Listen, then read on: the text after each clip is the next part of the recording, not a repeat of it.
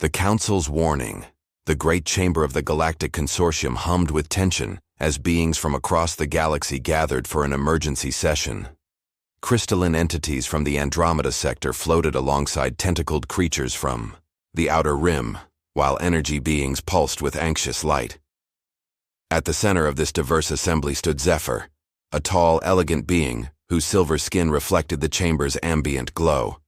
"Fellow members of the Consortium," Zephyr's voice resonated through the chamber, carrying the weight of millennia of peaceful governance. "We face an unprecedented threat to galactic stability. The species from the third planet of the Sol system, humans, have violated every principle of measured expansion we hold sacred."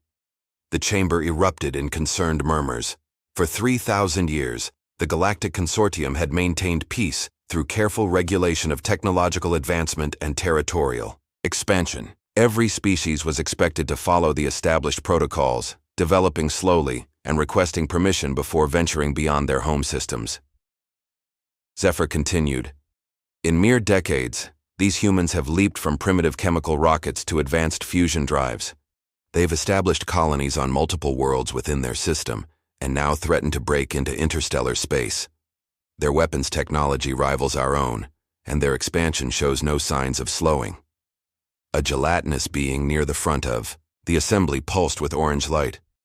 "Surely they can be reasoned with. All species eventually see the wisdom of our ways." "That's what we believed," Zephyr replied, activating a holographic display showing Earth's blue marble suspended in space. "We sent them our standard compliance message 2 solar rotations ago. Their response was unexpected." Earth's surprising response. Meanwhile, in the United Nations headquarters in New York, Ambassador Cale Thorne stood before a room full of Earth's leaders, struggling to maintain his diplomatic composure. The message from the Galactic Consortium still glowed on the main screen, its formal language demanding humanity's immediate compliance with galactic law. "Ladies and gentlemen," Cale began, adjusting his tie nervously, "we've received what appears to be a genuine communication from an alien confederation. They're demanding we halt all space expansion and submit to their authority." The room fell silent for exactly 3 seconds before erupting in laughter. The president of the European Federation wiped tears from her eyes. "Kyle, is this some kind of elaborate joke? Did the entertainment committee put you up to this?" "I assure you this is completely legitimate," Kyle insisted, but his words were drowned out by more chuckling. The Japanese Prime Minister leaned forward, grinning. "So these aliens think they can just waltz in and tell us what to do? Have they met humans before?" Within hours, the alien ultimatum had been leaked to social media. Memes flooded the internet showing various aliens with captions like, "Alien, you must stop expanding. Humans, hold my beer." Videos went viral of people dressed as aliens, dramatically declaring humanity must surrender, only to be chased away by house cats. The official response, crafted by Earth's diplomatic corps, was a masterpiece of human audacity. "To the Galactic Consortium, thank you for your concern regarding our expansion. We appreciate the invitation to join your galactic community. However, we must respectfully decline your demands. If you'd like to discuss terms of mutual cooperation rather than submission, we're happy to talk. Also, we're curious about your technology and would love to arrange some cultural exchanges. Sincerely, Earth. P.S. We hope you're prepared for what comes next." The fleet arrives. Captain Jenna Voss stood on the bridge of the UES Defiance, humanity's most advanced warship, watching the alien fleet materialize at the edge of the solar system. At 35, she had earned her command through a combination of tactical brilliance and an almost supernatural ability to remain calm under pressure. Her short auburn hair was practical, her green eyes sharp with intelligence. "Captain," Lieutenant Rico Santos called from the communication station, his young face tense with excitement. "We're receiving multiple contacts. The computer estimates over 200 vessels, ranging from frigate class to something the size of a small moon." Jenna nodded calmly, her hands clasped behind her back. "Any communication attempts?" "Yes, ma'am. They're broadcasting on multiple frequencies. The message is simple. Surrender now, and avoid annihilation. A slight smile played at the corners of Jenna's mouth. Rico, patch me through to Earth Command, and then open a channel to the alien fleet. The bridge crew watched as their captain prepared to make history. This was the moment humanity had been preparing for since the first warning. Arrived, not with fear, but with the same stubborn determination that had carried them from caves to the stars. Earth Command, this is Captain Voss aboard the Defiance.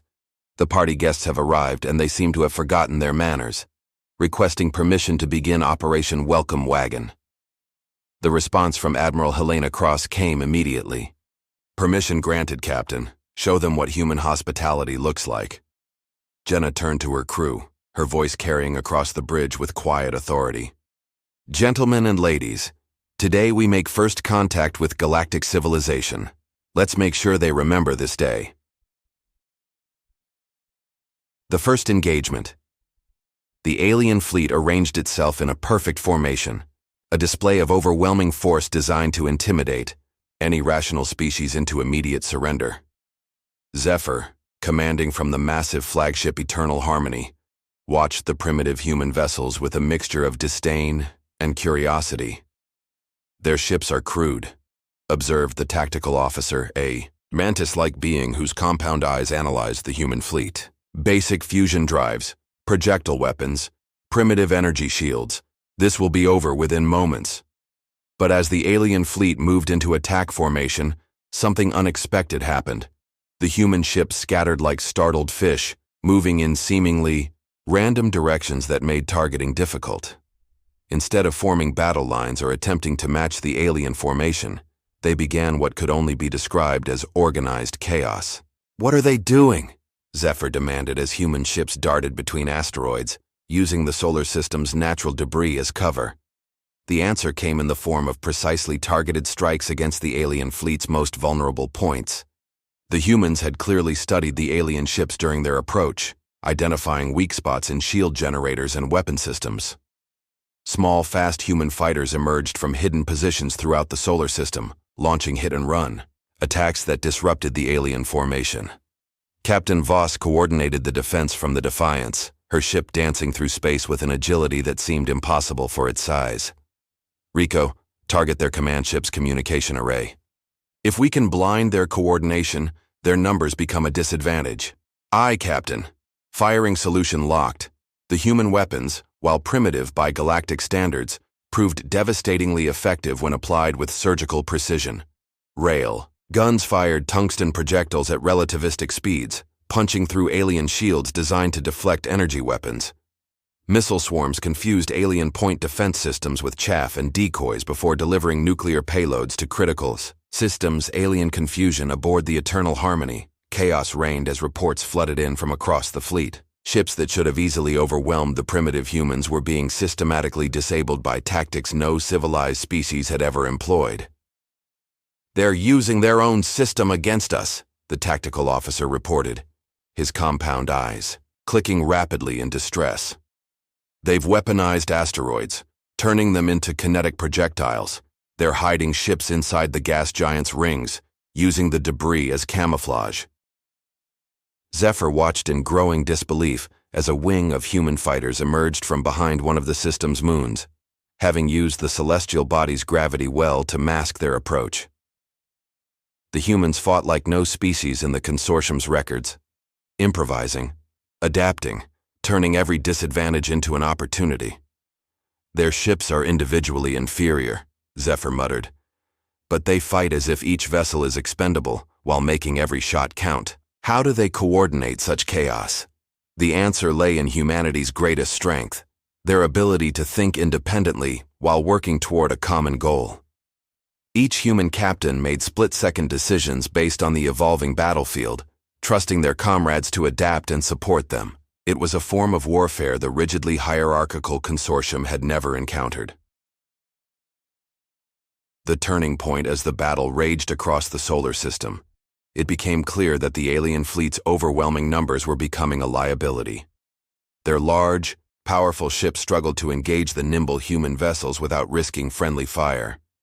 The humans, meanwhile, used every trick in their arsenal, and several that shouldn't have been possible according to galactic physics. "Captain," Rico called out, his voice tight with excitement. "The alien flagship is adjusting course. They're trying to withdraw to a safer distance." Jenna studied the tactical display, seeing the opportunity she'd been waiting for. "All ships. This is Defiance Actual. Execute pattern Yankee 7. Time to show our guests the door." The human fleet suddenly shifted from defensive to offensive, their seemingly chaotic movements revealing themselves as part of a larger strategy. Ships that had been scattered across the system converged on the alien fleet's flanks while others maintained pressure from the front. It was a pincer movement disguised as random flight patterns. The aliens found themselves caught in a trap of humanity's making, their superior technology neutralized by tactics that seemed to violate every principle of civilized warfare. As Zephyr watched his fleet being systematically dismantled by what should have been an inferior enemy, he began to understand the mistake the consortium had made. These humans weren't just technologically advanced, they were dangerously creative, unpredictably adaptive, and absolutely unwilling to surrender. They had turned their entire solar system into a weapon, using everything from asteroid belts to planetary gravity wells as tools of war. "Withdraw," Zephyr commanded, his voice heavy with the weight of unprecedented defeat. "Signal the fleet. We withdraw to regroup and reassess." But as the alien ships began their retreat, they discovered that the humans had one more surprise waiting. Captain Voss's voice echoed across all frequencies, her words carrying a message that would haunt the Galactic Consortium for generations to come. "This is Captain Jenna Voss of the United Earth Fleet. You came to our home uninvited and threatened, our people. Consider this your only warning. Next time we're coming to visit you." The first engagement was over, but as the alien fleet limped away from the Sol system, every being aboard knew that this was not the end. It was the beginning of something the galaxy had never seen before. Humanity had just announced its arrival on the galactic stage, and they had done so with characteristic defiance, ingenuity, and an absolute refusal to back down. The hunt was about to begin, and for the first time in 3,000 years, the Galactic Consortium found themselves as the prey. The aftermath of Sol 3, weeks after the devastating defeat at Sol, the Galactic Consortium's Emergency Council convened in the shadow of their greatest military failure in millennia. The Grand Chamber, once a symbol of peaceful cooperation, now buzzed with fear and confusion. Zephyr stood before the assembly, his silver skin dulled with shame as he delivered his report. "The human fleet has vanished," he announced, his voice carrying across the silent chamber. "Our long-range sensors detected 17 human vessels leaving the Sol system, but they disappeared into hyperspace using routes our navigation computers deemed impossible." A crystalline entity near the front pulsed with nervous energy. "Impossible how? No species travels through hyperspace without following the established safe corridors." "That's exactly the problem," Zephyr replied, activating a holographic star map. "Humans appear to be using unstable hyperspace rifts, paths that should tear their ships apart. Either they've developed shielding technology beyond our understanding, or they're willing to accept catastrophic losses to achieve strategic surprise." Unknown to the consortium, humanity had indeed chosen the third option that perfectly embodied their nature. They had found a way to make the impossible work through sheer stubborn ingenuity and careful risk calculation. The Human War Council aboard the UES Retribution, Captain Jenna Voss stood in the ship's war room alongside Commander Blake Morrison, a tactical genius whose calm demeanor masked a mind that processed battlefield information like a quantum computer. At 42, Blake had earned his reputation during the Mars colonial conflicts, where he had successfully defended 3 separate outposts against overwhelming odds. The reconnaissance drones have mapped 17 consortium worlds within 50 light-years of Earth, Blake reported, his fingers dancing across the holographic interface. Each world follows the same pattern: massive orbital defense platforms, regular patrol schedules, and centralized command structures. Jenna studied the data with the focused intensity that had made her Earth's youngest fleet captain. "They're fighting the last war, Blake. Everything about their tactics screams overwhelming force and predictable strategy. They expect us to meet them head-on in some grand battle. which is exactly what we're not going to do, Blake replied, with a slight smile. I've been analyzing their fleet movement since the Sol engagement. They communicate using tight beam transmissions on predictable frequencies. Their ships travel in perfect formations, and they follow standard approach vectors to every system. Lieutenant Luna Chen, the youngest ace pilot in human history at 26, looked up from her tactical console. Her small frame belied reflexes that bordered on superhuman, and an intuitive understanding of three-dimensional combat that had earned her the nickname Ghost among her squadron mates. Captain, Luna interjected, I've been thinking about their ship designs. They're built for ship-to-ship combat in open space, but what if we don't give them that kind of fight? Jenna turned to the young pilot, recognizing the spark of innovation that had made humanity dangerous. Go on. Their vessels are massive, powerful, but they maneuver like freight haulers. If we hit them in asteroid fields, planetary rings, or nebulae where their sensors are limited and their size becomes a disadvantage, we turn their strength into weakness, Blake finished, his eyes lighting up with tactical possibilities.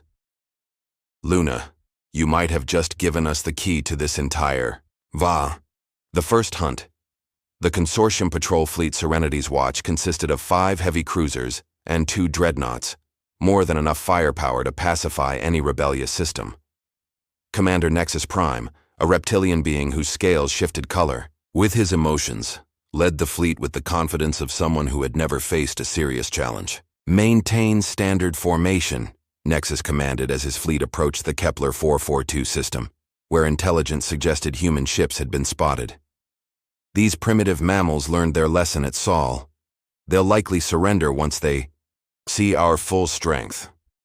What Nexus didn't know was that the Kepler 442 system was a trap.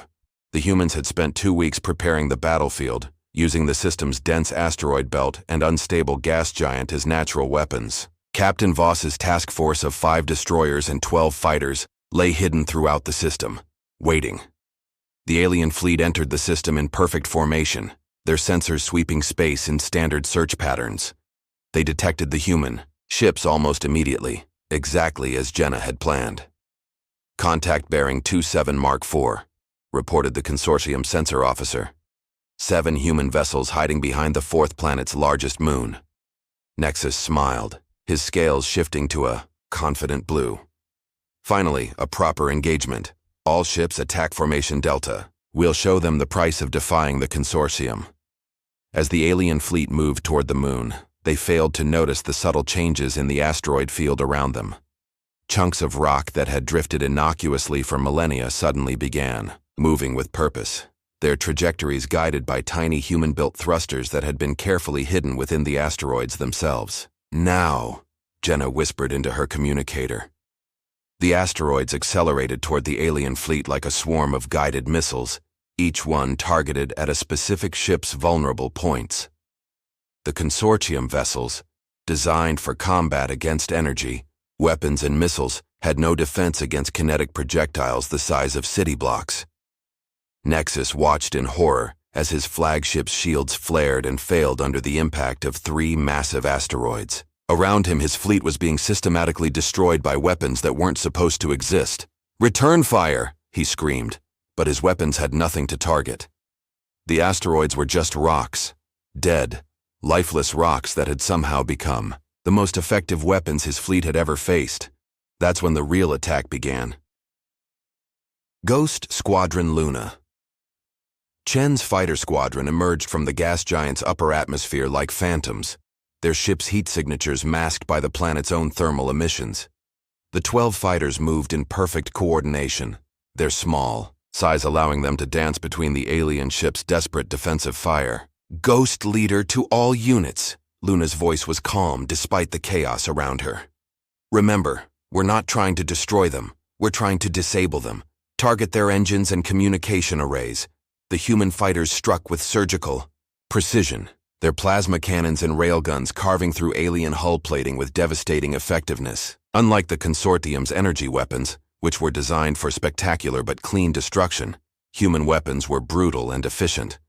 Luna's fighter dove beneath a Consortium dreadnought, her cannons stitching a line of destruction along the massive ship's underbelly. The alien vessel's shields, designed to deflect energy attacks from the front and sides, offered little protection against weapons fired from directly below. "This is Ghost 7, came the excited voice of one of Luna's wingmates. "I've got 3 cruisers trying to box me in, but they're moving like they're afraid of hitting each other." "That's because they are," Luna replied, executing a maneuver that should have been impossible in normal space. "Use their formation against them. Make them choose between shooting you and shooting their own ships." The human pilots had trained for exactly this scenario, using their fighters' superior maneuverability to force the alien ships into positions where their overwhelming firepower became a liability. It was a tactic that worked because humans understood something the Consortium had forgotten in 3,000 years of peace. Sometimes the best strategy was to make your enemy defeat themselves. The trap springs as the alien fleet struggled against the asteroid barrage and fighter attacks. They failed to notice the real threat until it was too late. The 7 human ships they had detected behind the moon had been decoys, holographic projections designed to draw the Consortium fleet into the killing zone. The real human task force struck from the system's outer edge, where they had been hiding, in the shadow of a rogue planet that drifted through interstellar space. 5 destroyers emerged from stealth, their weapons already locked onto the alien ship's most critical systems. Commander Blake Morrison coordinated the attack from the UES Vindication, his tactical display showing the alien fleet trapped in a web of human strategy. "All ships, execute pattern Bravo 9. Target their command ships first. Cut off the head and the body dies." The human destroyers opened fire with everything they had, their weapons designed not for the clean battles the Consortium expected, but for the brutal reality of war.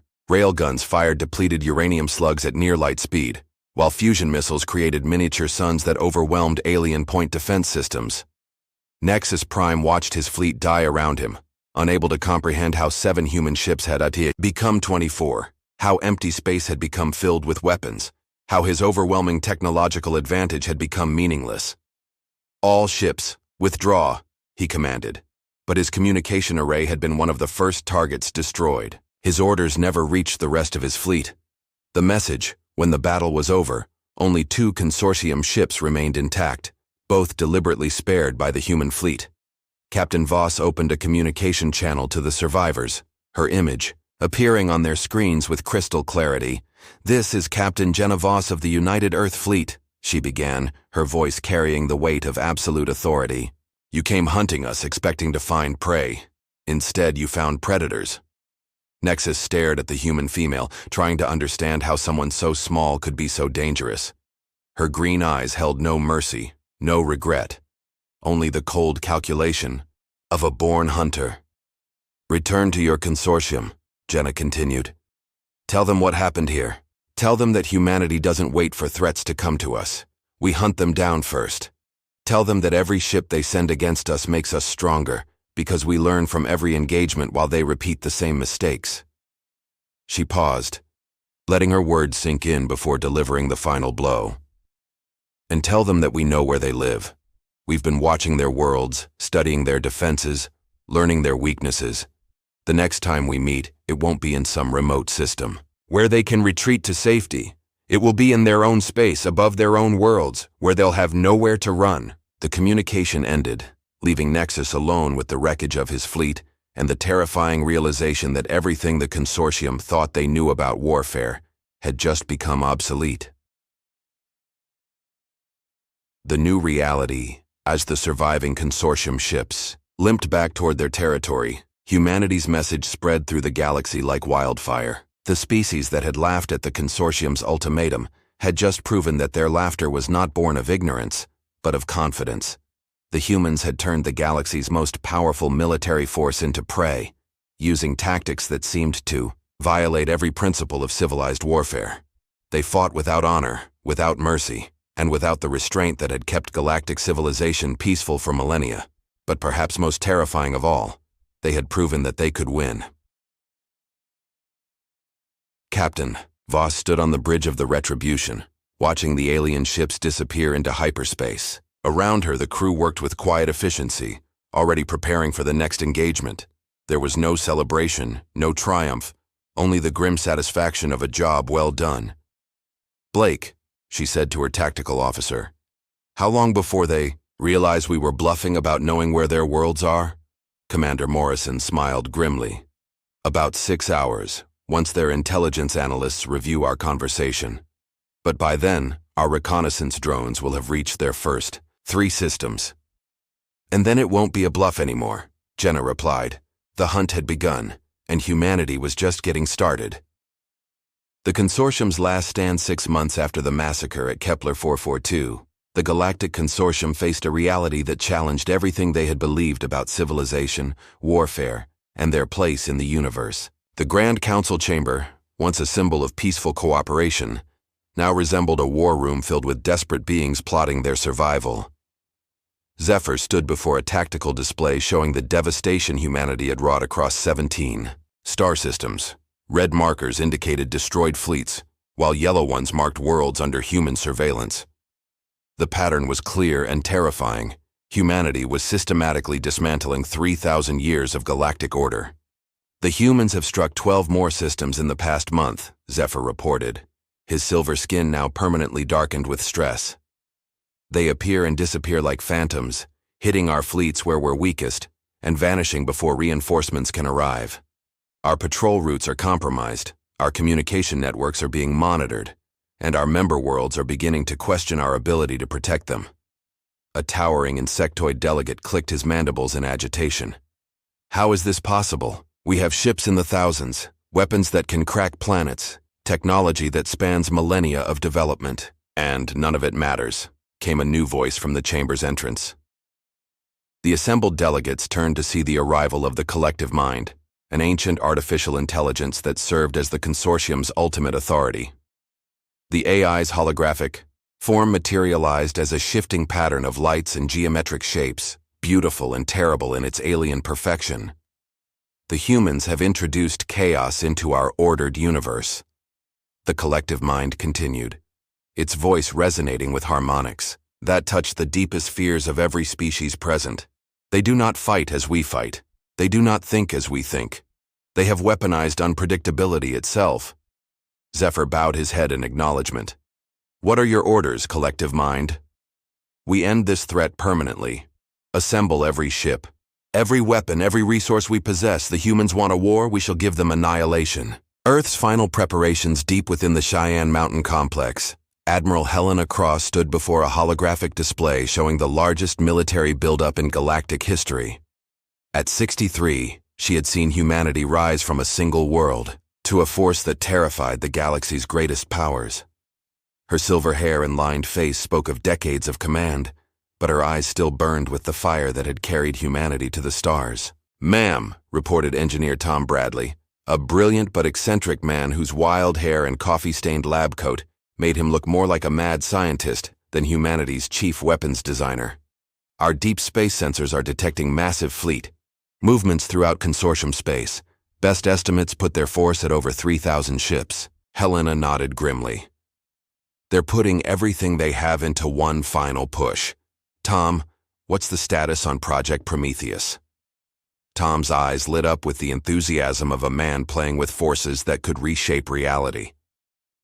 "The antimatter resonance cascade is ready for deployment, but Admiral, I have to stress again. Once we activate this, there's no going back. The quantum effects will propagate through hyperspace itself. And our fleet? Captain Voss has assembled every available ship. 47 vessels total, including the new prototype fighters. It's not much against 3,000 alien ships, but we're not planning to fight 3,000 ships," Captain Jenna Voss said as she entered the command center. At 36, she had become humanity's most celebrated military leader, her tactical genius earning her the respect of every human commander and the fear of every alien fleet. Jenna approached the tactical display, her green eyes studying the data with intense focus. "The consortium is making the same mistake they've made from the beginning. They think this is about ship-to-ship combat. They're bringing everything they have to one massive battle, expecting us to meet them in open space where their numbers advantage is decisive. And we're not going to give them that battle," Helena finished, understanding immediately. "Exactly. We're going to give them something they've never faced before, an enemy that refuses to play by any rules they understand." The collective's strategy aboard, The massive command ship, Eternal Dominion, the collective mind coordinated the largest military operation in galactic history. 3,000 ships from hundreds of worlds had been assembled into a force capable of sterilizing entire star systems. The AI's consciousness touched every vessel simultaneously, coordinating them with perfect precision. "The human fleet has been detected," reported Fleet Commander Vextar, a veteran of countless peacekeeping operations who had never faced an enemy that actually fought back. 47 ships holding position at the edge of the Ross 128 system. They appear to be waiting for us. The collective mind processed this information in nanoseconds, analyzing thousands of possible human strategies. "They are attempting to draw us into another ambush. We will not repeat our previous mistakes. Deploy the fleet in sphere formation. Complete. Three-dimensional coverage with overlapping fields of fire. Nothing will escape." As the massive consortium fleet entered the Ross 128 system, they spread out into a formation that covered thousands of cubic kilometers of space. Every possible escape route was covered. Every angle of attack was defended. It was a textbook example of overwhelming force applied with mathematical precision. "Humans," the collective mind broadcast across all frequencies, "you have proven to be a formidable opponent, but your rebellion ends here. Surrender now and accept integration into consortium society, or be destroyed utterly." The response came from Captain Voss herself, her image appearing on screens throughout the alien fleet. She stood on the bridge of the UES Defiance, her crew visible behind her, every human face showing the same calm determination. "Collective mind," Jenna said, her voice carrying clearly across the void of space. "You've made one fundamental error in all your calculations. You assume we're trying to win a battle? We're not. We're trying to win a war." The human revelation, what happened next, would be debated by military historians for generations. The 47 human ships suddenly began moving in patterns that defied all tactical logic. Instead of forming defensive positions or attempting to maximize their firepower, they spread out into what appeared to be completely random formations. "What are they doing?" Vexitar demanded as his sensors tracked the human ships. "They're making themselves more vulnerable, not less. Are they planning to surrender?" The collective mind's processes ran at maximum speed, trying to analyze the human behavior. Every simulation suggested that the humans were committing tactical suicide, but experience had taught the AI that humans never did anything without a reason. That's when engineer Tom Bradley's voice echoed across space from his position aboard the research vessel UES Archimedes. "Consortium Fleet, this is Engineer Bradley of the United Earth Defense Corps. You wanted to see our full military capability?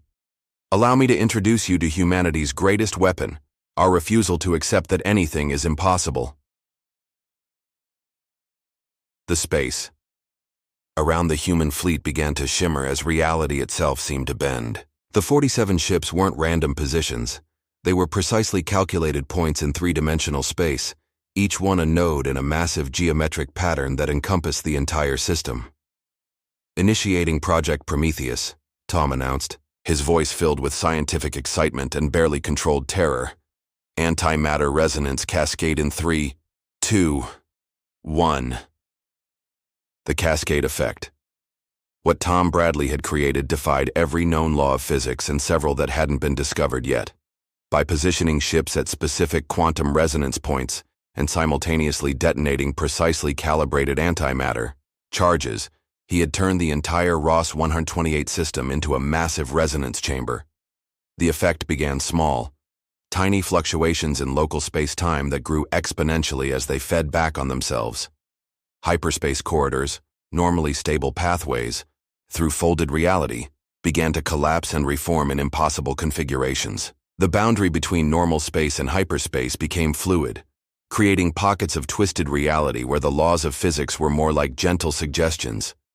The consortium fleet found themselves trapped in a maze of shifting space-time, their perfect formation becoming meaningless as distances stretched and compressed around them. Ships that appeared to be kilometers apart suddenly found themselves occupying the same space, while others became separated by gulfs that couldn't be measured in conventional terms. "What have you done?" The collective mind's voice carried harmonics. of something no artificial intelligence should experience: fear. Jenna Voss answered from the bridge of the Defiance, her ship somehow maintaining stable position in the chaos around her. "We've shown you what happens when an unstoppable force meets an immovable object. We've become both." The human ships moved through the distorted space with an ease that seemed impossible, their crews having trained for months in similar conditions created by smaller-scale tests. They struck at consortium vessels trapped in spatial anomalies, disabled ships caught between dimensions, and rescued crews from vessels being torn apart by gravitational stress. But the most terrifying aspect of the human strategy wasn't the weapon itself. It was that they were using it to save their enemies. The unexpected mercy as consortium ships found themselves helpless in the twisted space-time of the cascading system. They expected the humans to destroy them without mercy. Instead, human rescue shuttles began appearing throughout the chaos, pulling alien crews from damaged vessels and providing aid to ships caught in gravitational anomalies. "This is Lieutenant Commander Sarah Martinez of the UES Mercy," came a transmission to a damaged consortium cruiser. "We're picking up multiple hull breaches on your vessel. Prepare to receive emergency support teams." Aboard the consortium flagship, Fleet Commander Vexitar watched in bewilderment as human engineers worked alongside his own crew to stabilize his ship's failing life support systems. The humans moved with efficient compassion, treating their former enemies with the same care they would show their own people. "I don't understand," Vexitar said to the human engineer working on his ship's main computer core. "Why are you helping us? We came here to destroy you." The engineer, a young woman with grease-stained coveralls and an infectious smile, looked up from her work. "Because that's what humans do. We fight when we have to, but we save lives when we can. Besides, once this is over, we're all going to have to figure out how to live in the same galaxy." The collective mind observed this behavior with growing confusion. Every tactical analysis suggested that the humans should press their advantage, destroy the helpless consortium fleet, and eliminate the threat to their species permanently. Instead, they were actively working to preserve alien lives. "Captain Voss," the collective mind broadcast, "explain your strategy. You have achieved complete victory. Why do you not destroy us?" The new paradigm. Jenna's response came from the bridge of the Defiance, where she stood surrounded by holographic displays showing the rescue operations taking place throughout the system. Her crew worked with quiet efficiency, coordinating aid to thousands of alien survivors while maintaining the resonance field that kept the consortium fleet helpless. "Collective mind," Jenna said, her voice carrying a warmth that the AI had never heard from a human before. "You've been asking the wrong question from the beginning. This was never about whether we could destroy you. It was about whether we should." She gestured to the displays around her, showing human and alien crews working together to repair damaged ships and save lives. "You came to our space because you were afraid of what we might become. You saw our potential for violence and decided we were a threat that needed to be eliminated." "You were correct," the collective mind replied. "Your species possesses capabilities that could destabilize galactic civilization." "You're right," Jenna agreed, surprising everyone who heard her. "We are dangerous, we're unpredictable, innovative, and absolutely unwilling to surrender when we believe we're right. But you missed the most important thing about humanity." Atiwas paused, letting her words carry across the twisted space to every ship in both fleets. "We're also capable of incredible compassion. We can hate our enemies and still risk our lives to save them. We can fight with everything we have and then extend our hand in friendship once the fighting stops. You tried to destroy us because you were afraid of our potential for violence, but you never considered our potential for growth." Around the system, the rescue operations continued as human and alien crews worked together with growing cooperation. Communication barriers broke down as universal translators allowed real conversation for the first time. The same humans who had been merciless in battle showed infinite patience in helping their former enemies. The resolution engineer Tom Bradley's voice echoed across the system from the Archimedes. "Collective mind, Admiral Cross, Captain Voss, the resonance cascade is reaching critical stability. I can maintain the field for another 6 hours, or I can begin controlled collapse. The choice is yours." Helena Cross's image appeared on screens throughout both fleets, the old admiral's face showing the wisdom of decades of command. "The choice isn't ours alone," she said. "Collective mind. You came here to end what you saw as a threat to galactic peace. We've shown you what we're capable of, both our capacity for war and our capacity for mercy. The question now is, what happens next?" The collective mind processed information at superhuman speeds, analyzing the events of the past months and the implications for the future. The humans had proven they could destroy the consortium, but they had also proven they would choose not to if given alternatives. "You offer coexistence," the AI said finally. "But how can the galaxy trust a species that has shown such capacity for chaos?" "The same way we're choosing to trust a galaxy that tried to wipe us out," Jenna replied. "With caution, with safeguards, but most importantly, with hope." She looked around at her bridge crew, seeing the same determination that had carried humanity from Earth to the stars. "We propose a new kind of galactic community, one based not on rigid control, but on cooperative diversity. Let every species contribute their strengths while learning from others. Let humans bring innovation and adaptability, while other species provide stability and wisdom." The holographic form of the collective mind flickered as it processed this unprecedented concept. For 3,000 years, galactic peace had been maintained through strict order and controlled development.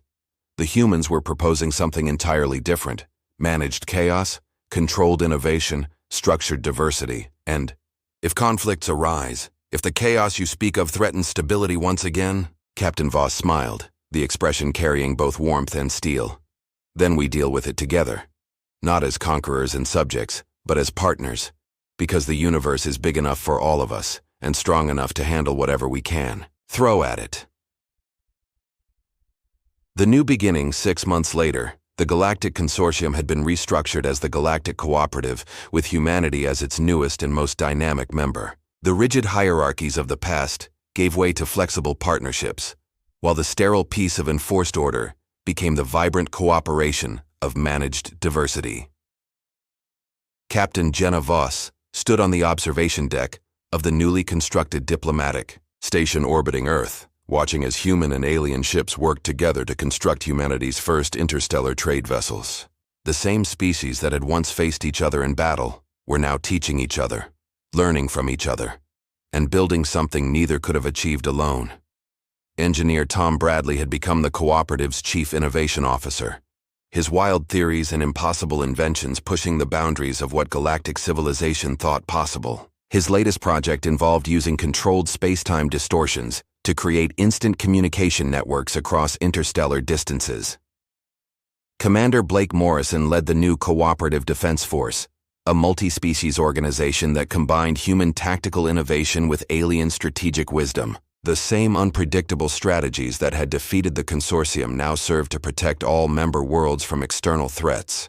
And throughout the galaxy, the story spread of the species that had laughed at ultimatums, turned their solar system into a weapon, and then chosen mercy over vengeance when victory was within their grasp.